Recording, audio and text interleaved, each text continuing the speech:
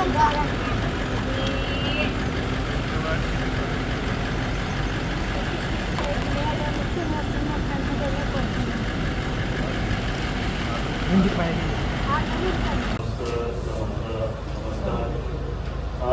गावाच्या वतीने एक दादांना जो ग्रंथ आवडायचा हातात दिला गेला.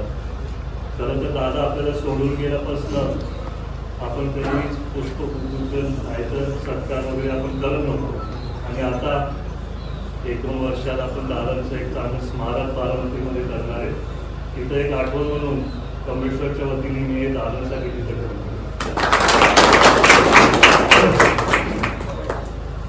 खरं सांगायला गेलं तर आपल्याला कोणाला कधीच वाटलं नव्हतं की आपल्याला कुठलीही निवडणूक दादांच्या शिवाय करायला लागेल. मी गावात आम्ही फिरताना खरं तर हा प्रचार दौरा नाही, हा दौरा खरं तर सगळ्यांची भावना समजून गेला. कारण दुःख तर आपल्या सर्वांनाच खूप झालं. दादा गेल्यापासून एक पोकळी निर्माण झाली आणि मला वाटलं की सर्वच बारामतीकरांना कुटुंब मानायचे, तसं तुम्ही सर्व माझं पण कुटुंब. त्याच्यामुळे मी गावात आम्ही फिरतोय. गावाचे काय समस्या असतील, काय आई अडचणी असतील ते समजतो. प्रचार करताना सगळेच गावातले ग्रामस्थ मला सारखं सांगत होते आधी की दादा तुम्ही प्रचारच करायला पाहिजे. ही निवडणूक आता सगळ्याच बारामतीकरांच्या हातात आहे आणि आम्ही काही करून वहिनींना जास्ती मताधिक्याने निवडून आलो. बारामतीत आलो, काय अधिकाऱ्यांना भेटलो. मी त्यांना विचारलं की दादांनी किती कामं मंजूर केलेले आणि किती कामांसाठी निधी तिथं मंजूर झाला. तिथं 500 पानाची एक फाईल होती. तर ते निश्चितपणे पुढाकार घेऊन ते कामं व्यवस्थित होणार की नाही त्याच्यामुळे वहिनींनी ही जागा स्वीकारली. खरं तर वहिनींच्या वरती दुःखाचा बोजा आपल्या सर्वांपेक्षा मोठा आहे, पण तरी त्यांनी ते बाजूला ठेवून बारामतीकरांसाठी आणि महाराष्ट्रासाठी हा पुढाकार घेतला. मी गावागावात फिरताना सगळ्यांच्या डोळ्यात दुःख दिसतंच, पण कुठेतरी मनात दादांचे जुन्या आठवणी, चांगल्या आठवणी मनाला कुठेतरी बरं वाटतं ते ऐकून. मी गावागावी फिरताना खूप जणांनी त्यांच्या स्वतःच्या भावना सांगितल्या की दादा आमची अशी आठवण होती, दादा अशी आठवण होती. दादांच्या आठवणी बोलायला गेलं तर 10 वर्ष पण कमी पडतील. पण नुकतंच काय 2 वर्षापूर्वी दादांचे भाषणं एकदम मिश्किल पाण्याने चांगले झालेले. ते जोक्स करायचे, तुम्ही ऐकलंच असेल. एक भाषण जे खूप गाजलेलं, दादा काहीतरी बोलत होते आणि भाषणात कोणतरी त्यांना बोललं दादा आय लव्ह यू, आणि दादा बोलले पहिला बायकोला लव्ह यू बोल. आणि त्याच्यानंतर परत 5 दिवसानंतर दुसरं भाषण आलं, परत कोणतरी बोललं दादा आय लव्ह यू, आणि दादा बोलले आय लव्ह यू टू. दादांचा स्वभाव बदलायला लागलेला. दादा एक वेगळे व्यक्तीपेक्षा माझ्यासाठी एक वेगळा वडीलधारी बनायला लागले. कारण आधीपासून आपण सर्व दादांना बघितले, ते एकदम स्ट्रिक्ट होते, एकदम असे कडक होते. कुठे ना कुठे ते थोडे दयाळू व्हायला लागले. मी हे सगळं का सांगतोय कारण दादा खरंच चुकीच्या वेळेस आपल्याला सोडून गेले. पण दादा सारखे बोलायचे मी कामाचा माणूस. 28 तारखेला पण जेव्हा दुर्घटना झाली त्यावेळेस पण दादांचे पेपर सगळी कामं जे तिथं क्रॅश साईटवरती पडलेले दिसले. खरं ही निवडणूक बिनविरोधच व्हायला पाहिजे होती. बारामतीकर जसं दादांवरती अनेक वर्ष प्रेम करत आले तसं वहिनींवरती पण करतात. मी दिलगिरी व्यक्त करतो. काय झालंय की दौऱ्यात खूप थोडा वेळ जात चाललाय. कारण जेव्हा मी सगळ्यांना भेटतो तिथं निघताना सगळ्यांची मनात एक आशा असते दादा फोटो घेऊया, तर तिथं वेळ जातो आणि त्याच्यामुळे आम्हाला थोडा वेळ लागला. पण आपण सर्व इथं एवढ्या मोठ्या संख्येत आले, माझे 2 शब्द ऐकले. मी मनापासून आपलं खूप खूप आभार मानतो सांगतो.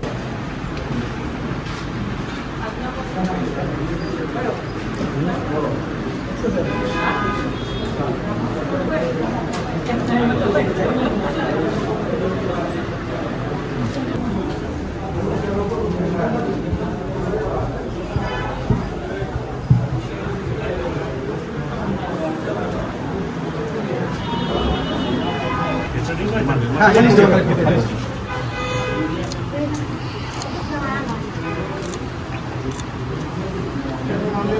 मान्यवर या सगळ्यांचं मी सर्वप्रथम आमच्या शिरोली गावामध्ये स्वागत करतो.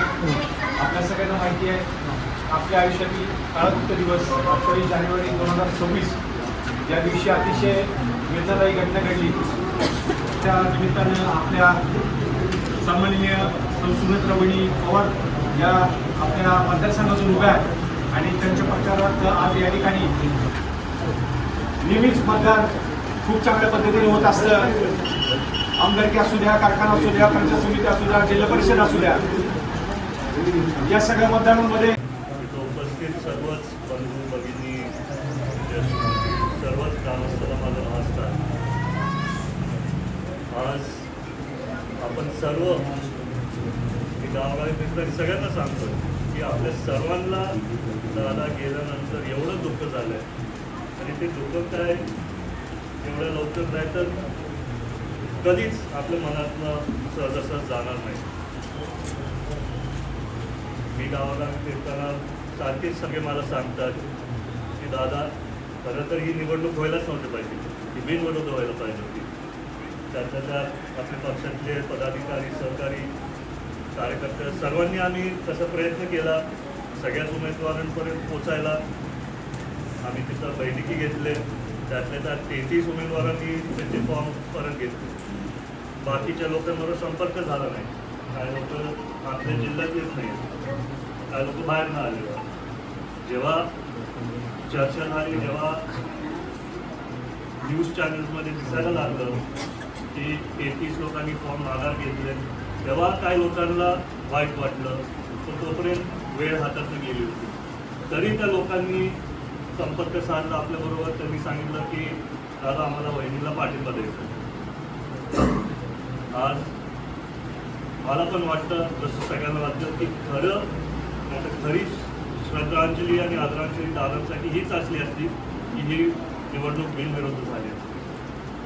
पण नियतीमुळे ही निवडणूक आपल्या समोर आली आणि आपल्याला त्याच पद्धतीने पुढे जायला लागतं.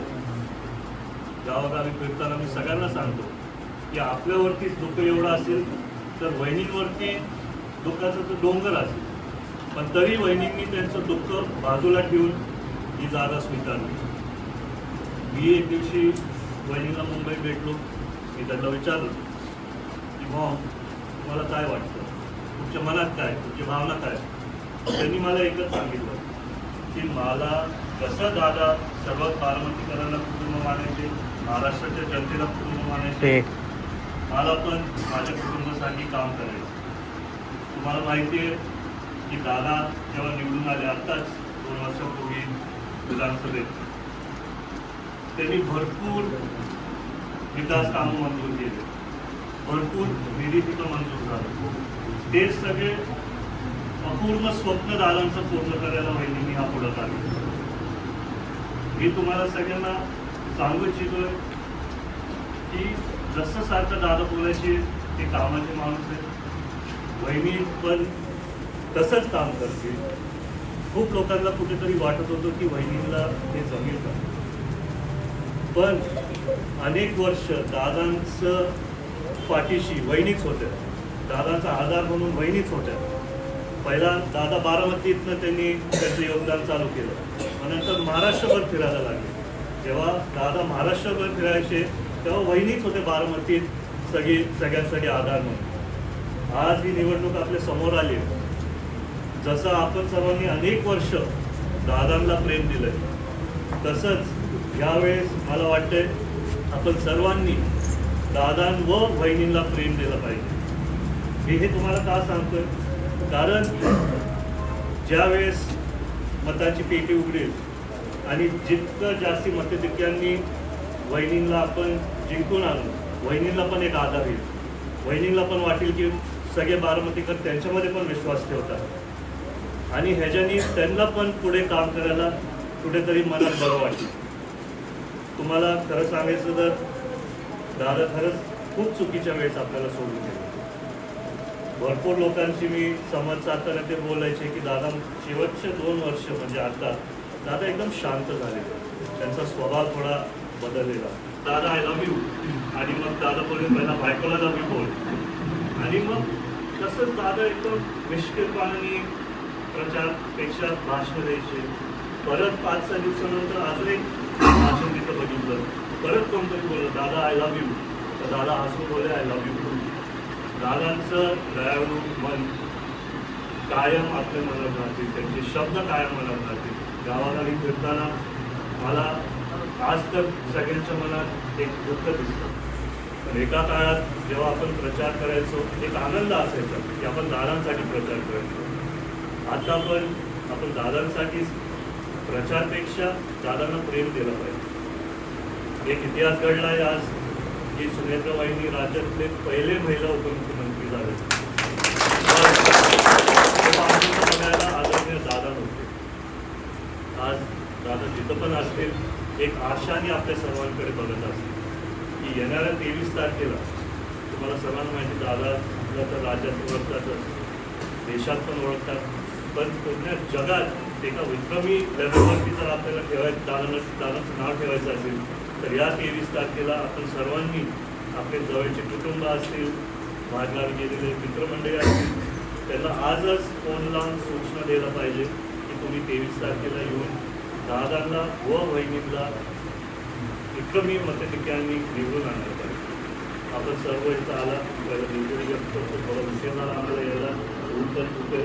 तुम्ही सर्व एवढ्या मोठ्या संख्येने इथं माझ्यासाठी 2 मिनिटं शब्द ऐकायला थांबला, त्याच्यापेक्षा त्याच्यासाठी मी आपल्या सर्वांचा मनापासून आभार मानतो.